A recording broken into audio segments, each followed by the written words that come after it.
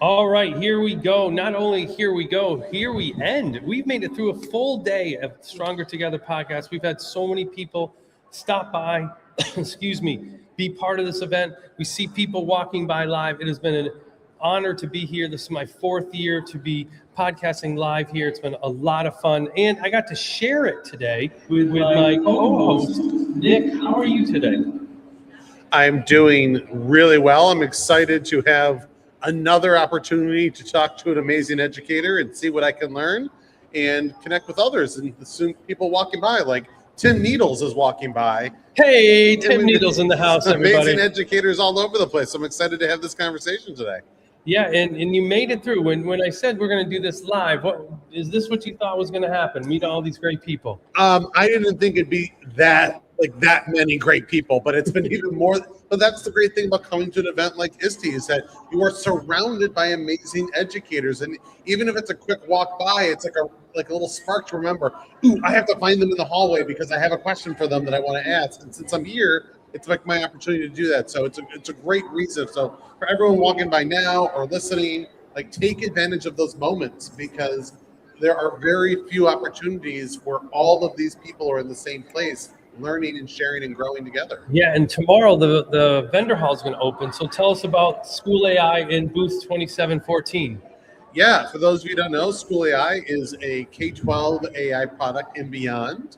We love to help teachers create spaces, which are educational AI environments with guardrails to support student learning. Our number one goal is to help teachers and everyone that supports students make school awesome every day. So swing by 2714. Tonight, we're sponsoring the board game night for ISTE. Check that out. We're also sponsoring EdTech Karaoke on Tuesday night. And so you can just find me, Nick Provenzano, at The Nerdy Teacher on the socials if you want to connect, because I know we're doing pin trading. That's yes, the thing that we're doing. I got some pins for you if you didn't have any either. Yes. I've got some very special limited edition School AI pins. All right. Ready to hand out as well. So come and find me. Awesome. So we're going to keep this going. We are going to welcome in our guest. I'm thrilled to learn from him. Don Wettrick, if I get that right? The CEO and co-founder of the STARTedUP Foundation. Don, nice to see you. Nice to see you. I will be there with you guys soon. Just wanted to still make the podcast, but couldn't do it live. All right. Well, I'm glad we were able to figure it out. So tell us a little bit about yourself. Yeah, a teacher of like 20-something years. And then about 10 years ago, no, it's been more than that. I started a class called Innovation and Open Source Learning, and I got students to do bizarre things. A lot of it getting patents, starting businesses. But we called it the open source learning class as well, because the gist of the class was if school didn't get in your way, what would you want to do and what would you want to learn?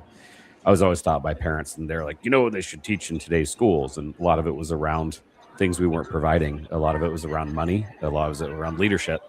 And so we kept open sourcing it, and just the guest list kind of got ridiculous. This is how far back it goes.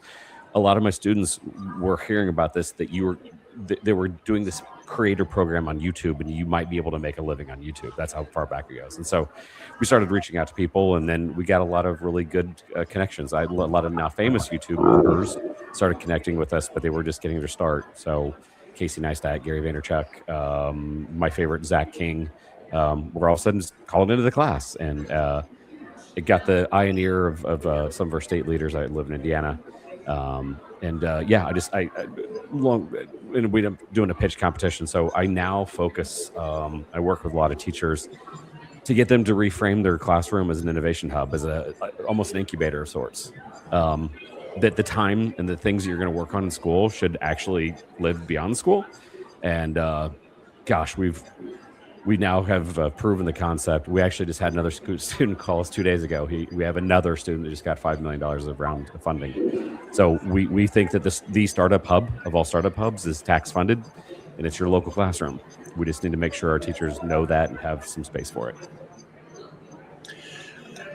I was going to say it's Indiana. I have to tell you, is one of those states where I've been very lucky to have worked a lot of their summer PD and East Lafayette and places like that. Indiana has always stood out to me in the summers, what they dedicate to EdTech PD and things like that. Like, what have you seen over the years, this growth in support of EdTech in your state and all of these different initiatives?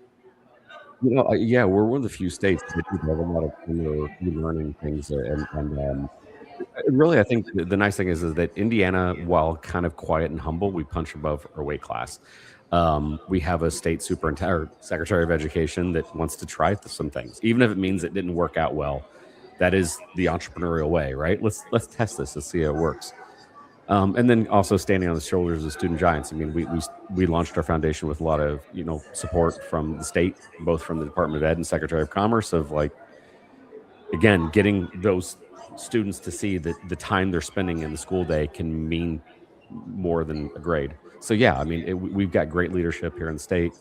We also got great universities. A lot of people, by the way, Nick, West Lafayette. Oh, yes, you're right. Oops, yeah, sorry. Purdue. But gosh, like Indiana University, national champs football, Purdue University, Notre Dame, Ball State, Indiana State. So we've got a treasure trove of great universities to also, if students want to continue that road, that we've just got a lot of great educational things going on. Awesome. Well, tell me about the class. The classroom is the startup. That's Tuesday at 10 o'clock. Tell us about that session that you're doing. I'm trying to work with Trojan horse teachers that no matter what you teach, and I will say this, we work with a lot of engineering, biomed, computer science, robotics, and yes, traditional business and economics teachers. We want to get your students to see a problem as an opportunity. What do they want to do with it? I think we do a great job of pointing out what sucks in this country. It's called our social media. Knowing what to do and how to build and scale solutions, less so. And I want teachers to come in going, okay, if I already taught Project Lead the Way, biomed, what can I expect? Why do I want to open up my classroom? And then, why do I want my student to eventually launch something for real? And again, there's nothing wrong with capstones. I love capstones. But if your whole purpose of doing a capstone is for the audience of one and you get an A, like, I don't really care about that. I'm wanting our students to go, oh my gosh, I can actually launch this for real.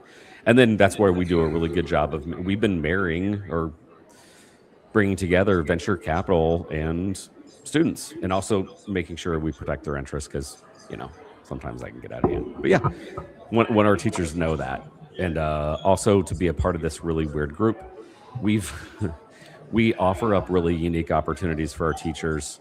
About once a month, we have thought leaders like Dan Pink or Gary Vaynerchuk, people like that, to talk to our teachers to kind of let them know where the world's heading.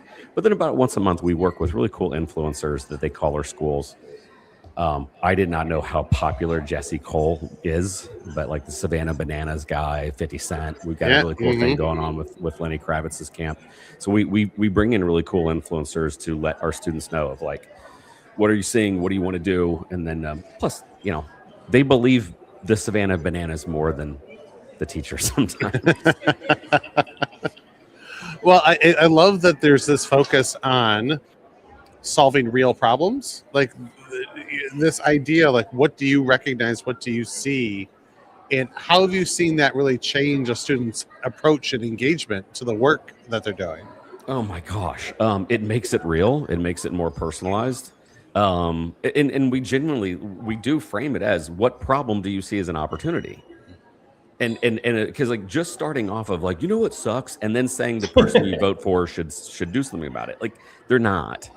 So if a student goes, even if it's simple as there's nothing to do here on the weekends, awesome. What if I gave you $25,000? How would you spend it? What would you do? How would you market it? How would you grow and scale? What is your product market fit? What does all that stuff mean? I'm so glad you asked. And then conversely, we want to bring some joy into our educators' lives of like, don't you want to have students start something from, like, we've had some students get into Y Combinator. And if you don't know what it is, I promise you that is a really big freaking deal. 2 kids got into Y Combinator. They were reflecting like, this all started off as a debate in my teacher's class. I mean, like, that's incredible. So I want more teachers to understand that joy. And honestly, thing that I'm going to be talking about in the presentation, as I'm sure a lot of us are, is that, this backlash of ed tech. Like, we don't want to throw the baby out with the bathwater, right? Like all of my students now are using AI tools, all of them. And they're not doing it to copy and paste. Hey, chat, upload my essay. No. They're looking at real problems, getting data, getting feedback, understanding product market fit, understanding market validation through great AI tools. So this whole we're going to shut everything down is also, I think, one of the problems I see as an opportunity as well. I want more and more of our students to be using AI tools and scrub it against one another. Don't use one, use 4 or 5. Discern. Well, and what you're doing isn't about technology, right? like technology might be one of the means to accomplish a solution, right, to a problem, but like that's where you're right in saying out the baby with the bathwater, because that's not what you're doing. You're not teaching a technology course. You're not teaching kids to use Google Docs. They might need to use Google Docs to be part of their business to solve their problem. So I think you point out a very important delineation between these things, where it's at this point asking to remove technology is asking to remove books from the library, is 100%. asking to like, how do you navigate this moving forward with these kids as they try to solve these problems? I think number one, I'm standing on the shoulders of student giants. A part of our convincing now is no longer is that, like, sincerely, if you take a look at our programming, it has meant millions of dollars of scholarships and funding and venture funding. And so we're starting to prove that concept. The reason why I keep doubling down on it is it saves you time and money. If a student goes, one of our we've got a couple real all-stars, and they're in biomed. And so they have these kids go to hospitals, medical places, and they start asking questions. They're like, I think I have an idea for a device. Once they have an idea, they then go and do a search. What is the competition? How are we different? It would take you hours and hours and hours of saying, hey, why did you waste hundreds of hours developing this when it's already been done? Mm-hmm. Why aren't you iterating on something that already exists and then make some improvements to it? As opposed to, again, I'm not trying to be a jerk, but like spending hours on a capstone that you got an A and then everybody applauds you got an A. I'm happy if you got an A. But these AI tools are going, and not that they can be sycophantic, they can, but like some of the AI tools, like, hey, this is a good idea, but if you ask them and prompt it, like, what is the competition? How am I exactly the same? Like, dude, those AI tools just saved you thousands of hours and potential dollars. And so it's those, but the whole point of this, guys, is that our teachers have to like say, I have to open up this to my classroom. Like this student's project is bigger than the grade. And that's the fundamental problem. And I think that's also why our organization exists. I am not trying to convert the whole school. I need 2 to 3 teachers per high school and some middle schools, because once that happens, those kids sign up and then the parents hear about what's going on with our teachers. And then little by little, it's 5 and 7 teachers. I only need to start with 2 or 3. So by design, the people that I would be blessed to have in the room on Tuesday, I'm talking to really the rare of the rare. They're the educator that wants to go in and like, hell yeah, I'll do that. And then they go, but this is weird because I teach history. Awesome. There are problems in history that can use some fixing. I will say this, if you're in advanced math class, you probably don't have time. I'm sure. Well, I mean, right. Yeah. Sadly. I have a challenge. Yeah. Go ahead. I have a challenge for you, Don. So since you're flying out today, did you say, tomorrow morning at 5 a.m.? Yeah. All right. On Tuesday, make sure you stop by the podcast booth so we can have a picture with you. We've had a picture with all of our guests. So on Tuesday, can you make that happen? Absolutely. Yeah. Oh, awesome. Nick, I haven't seen you in years. I haven't been to an ISTE, and I said 10. It's been 8 years. Yeah. So I'm really excited to get back. I'm really excited that ISTE's taking up TikTok, so I can, because Nick and I remember the old days. Like, where are we going to be at tonight? Everybody look at Twitter, like, there's trending at the karaoke live, and now like there's been some great updates. So heck yeah, I'll stop by. All right. Well, it was great to meet you, even though it was virtual. We're going to get you here. We're going to get a chance to meet you because I haven't met you in person. And for those of you watching, Tuesday at 10 o'clock, the classroom is the startup. Make sure to check it out and hear all that Don is bringing. There's so many great things. Thank you so much for first day. We made it. And we got a whole nother day on Tuesday to go. So, Don, thank you so much for stopping by. And for everyone who's been along this journey with us, tune back in on Tuesday at 11:30, and we'll be ready to roll. All right. See ya.